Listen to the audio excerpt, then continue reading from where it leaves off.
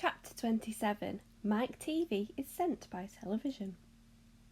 Mike Teavee was even more excited than Grandpa Joe at seeing a bar of chocolate being sent by television. "But Mr. Wonka," he shouted, "can you send other things through the air in the same way? Breakfast cereal, for instance." "Oh, my sainted aunt," cried Mr. Wonka, "don't mention that disgusting stuff in front of me. Do you know what breakfast cereal is made of? It's made of all those little curly wooden shavings you find in pencil sharpeners. But could you send it by television, if you wanted to, as you do chocolate?" asked Mike Teavee. "Of course I could." "And what about people?" asked Mike Teavee. "Could you send a real-life person from one place to another in the same way?" "A person?" cried Mr. Wonka. "Are you off your rocker?" "But could it be done?" "Good heavens, child, I really don't know. I suppose it could, yes. I'm pretty sure it could. Of course it could. I wouldn't like to risk it, though. It might have some very nasty results." But Mike Teavee was already off and running. The moment he heard Mr. Wonka saying, "I'm pretty sure it could, of course it could," he turned away and started running as fast as he could towards the other end of the room, where the great camera was standing. "Look at me!" he shouted as he ran. "I'm going to be the first person in the world to be sent by television." "No, no, no, no, no!" cried Mr. Wonka. "Mike!" screamed Mrs. Teavee. "Stop! Come back! You'll be turned into a million tiny pieces." But there was no stopping Mike Teavee now. The crazy boy rushed on, and when he reached the enormous camera, he jumped straight for the switch, scattering Oompa Loompas right and left as he went. "See you later, alligator!" he shouted, as he pulled down the switch, and as he did so, he leaped out into a full glare of the mighty lens. There was a blinding flash. Then there was silence. Then Mrs. Teavee ran forward, but she stopped dead in the room, and she stood there. She stood staring at the place where her son had been, and her great red mouth opened wide, and she screamed, "He's gone! He's gone!" "Great heavens, he has gone!" shouted Mr. Teavee. Mr. Wonka hurried forward and placed a hand gently on Mrs. Teavee's shoulder. "We shall have to hope for the best," he said. "We must pray that your little boy will come out unharmed at the other end." "Mike!" screamed Mrs. Teavee, clasping her head in her hands. "Where are you?" "I'll tell you where he is," said Mr. Teavee. "He's whizzing around above our heads in a million tiny pieces." "Don't talk about it," wailed Mrs. Teavee. "We must watch the television set," said Mr. Wonka. "He may come through at any moment." Mr. and Mrs. Teavee and Grandpa Joe and little Charlie and Mr. Wonka all gathered around the television and stared tensely at the screen. The screen was quite blank. "He's taking a heck of a long time to come across," said Mr. Teavee, wiping his brow. "Oh dear," said Mr. Wonka. "I do hope that no part of him gets left behind." "What on earth do you mean?" asked Mr. Teavee sharply. "I don't wish to alarm you," said Mr. Wonka, "but it does sometimes happen that only about half the little pieces find their way into the television set. It happened last week. I don't know why, but the result was that only half of a bar of chocolate came through." Mrs. Teavee let out a scream of horror. "You mean only half of Mike is coming back to us?" she cried. "Let's hope it's the top half," said Mr. Teavee. "Hold everything," said Mr. Wonka. "Watch the screen. Something's happening." The screen had suddenly begun to flicker. Then some wavy lines appeared. Mr. Wonka adjusted one of the knobs and the wavy lines went away. And now, very slowly, the screen began to get brighter and brighter. "Here he comes!" yelled Mr. Wonka. "Yes, that's him all right." "Is he all in one piece?" cried Mrs. Teavee. "I'm not sure," said Mr. Wonka. "It's too early to tell." Faintly at first, but becoming clearer and clearer every second, the picture of Mike Teavee appeared on the screen. He was standing up and waving at the audience and grinning from ear to ear. "But he's a midget!" shouted Mr. Teavee. "Mike!" cried Mrs. Teavee. "Are you all right? Are there any bits of you missing?" "Isn't he going to get any bigger?" shouted Mr. Teavee. "Talk to me, Mike!" cried Mrs. Teavee. "Say something! Tell me you're all right!" A tiny little voice, no louder than the squeaking of a mouse, came out of the television set. "Hi, Mum," it said. "Hi, Pop. Look at me. I'm the first person ever to be sent by television." "Grab him," ordered Mr. Wonka. "Quick!" Mrs. Teavee shot out a hand and picked the tiny figure of Mike Teavee out of the screen. "Hooray!" cried Mr. Wonka. "He's all in one piece. He's completely unharmed." "You call that unharmed?" snapped Mrs. Teavee, peering at the little speck of a boy who was now running to and fro across the palm of her hand, waving his pistols in the air. He was certainly not more than an inch tall. "He's shrunk," said Mr. Teavee. "Of course he's shrunk," said Mr. Wonka. "What did you expect?" "This is terrible," wailed Mrs. Teavee. "What are we going to do?" And Mr. Teavee said, "We can't send him back to school like this. He'll get trodden on. He'll get squashed. He won't be able to do anything," cried Mrs. Teavee. "Oh, yes, I will," squeaked the tiny voice of Mike Teavee. "I'll still be able to watch television." "Never again," shouted Mr. Teavee. "I'm throwing the television set right out the window the moment we get home. I've had enough of television." When we heard this, Mike Teavee flew into a terrible tantrum. He started jumping up and down on the palm of his mother's hand, screaming and yelling and trying to bite her fingers. "I want to watch television," he squeaked.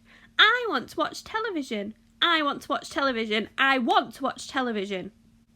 "Here, give him to me," said Mr. Teavee, and he took the tiny boy and shoved him into the breast pocket of his jacket and stuffed a handkerchief on top. Squeals and yells came from inside the pocket, and the pocket shook as the furious little prisoner fought to get out. "Oh, Mr. Wonka," wailed Mrs. Teavee, "how can we make him grow?" "Well," said Mr. Wonka, stroking his beard and gazing thoughtfully at the ceiling, "I must say that's a wee bit tricky. But small boys are extremely springy and elastic. They stretch like mad. So what we'll do, we'll put him in a special machine I have for testing the stretchiness of chewing gum.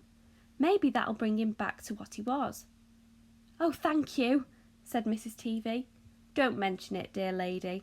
How far do you think he'll stretch?" asked Mr. Teavee. "Maybe miles," said Mr. Wonka. "Who knows? But he's going to be awfully thin. Everything gets thinner when you stretch it." "You mean like chewing gum?" asked Mr. Teavee. "Exactly." "How thin will he be?" asked Mrs. Teavee anxiously. "I haven't the foggiest idea," said Mr. Wonka, "and it doesn't really matter anyway, because we'll soon fatten him up again. All we'll have to do is give him a triple overdose of my wonderful super vitamin chocolate. Super vitamin chocolate contains huge amounts of vitamin A and vitamin B.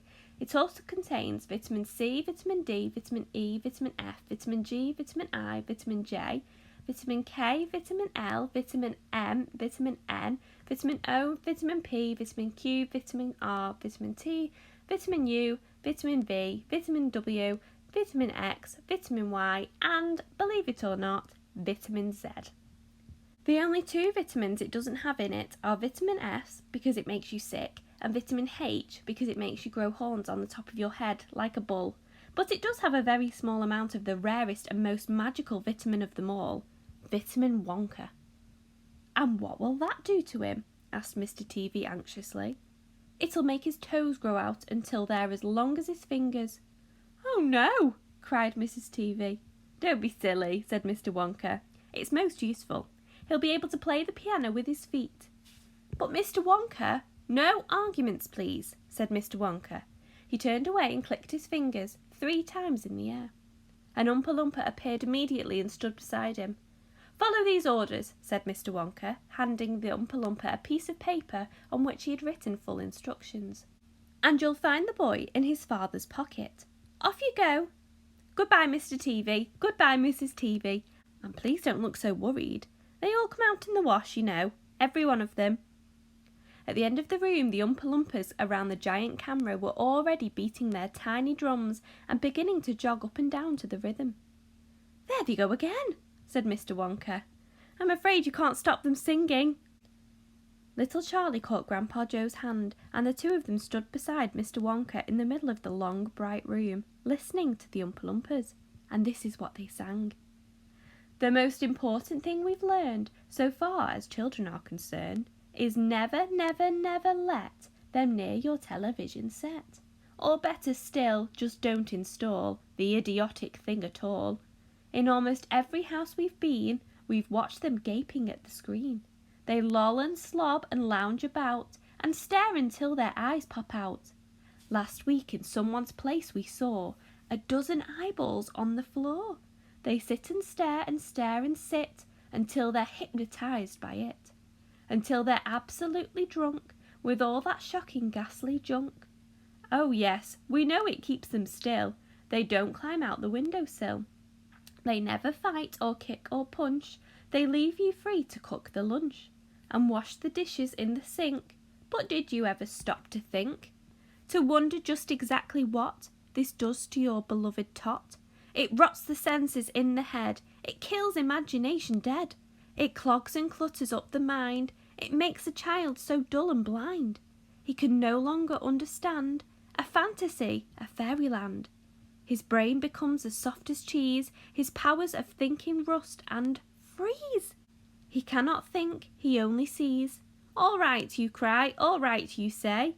But if we take the set away, what shall we do to entertain our darling children? Please explain. We'll answer this by asking you, what used the darling ones to do? How used they keep themselves contented before this monster was invented? Have you forgotten? Don't you know? We'll say it very loud and slow. They used to read. They'd read and read, and read and read, and then proceed to read some more. Great Scott, gadsucks. One half of their lives was reading books. The nursery shelves held books galore. Books cluttered up the nursery floor. And in the bedroom, by the bed, more books were waiting to be read. Such wondrous fine fantastic tales of dragons, gypsies, queens and whales, and treasured isles and distant shores where smugglers rowed with muffled oars, and pirates wearing purple pants, and sailing ships and elephants, and cannibals crouching round the pot, stirring away at something hot. It smells so good, what can it be? Good gracious, it's Penelope. The younger ones had Beatrix Potter with Mr. Todd, the dirty rotter, and Squirrel Nutkin, Pigling Bland, and Mrs. Tiggywinkle, and just how the camel got his hump, and how the monkey lost his rump, and Mr. Toad, and bless my soul, there's Mr. Rat and Mr. Mole.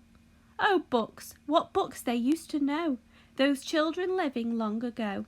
So please, oh please, we beg, we pray, go throw your TV set away, and in its place you can install a lovely bookshelf on the wall. Then fill the shelves with lots of books, ignoring all the dirty looks, the screams and yells, the bites, the kicks, the children hitting you with sticks. Fear not, because we promise you that in about a week or two of having nothing left else to do, they'll now begin to feel the need of having something good to read. And once they start, oh boy, you'll watch the slowly growing joy that fills their hearts. They'll grow so keen, they'll wonder what they'd ever seen in that ridiculous machine, that nauseating, foul, unclean, repulsive television screen. And later, each and every kid will love you more for what you did. P.S. Regarding Mike Teavee, we very much regret that we shall simply have to wait and see if we can get him back his height, but if we can't, it serves him right.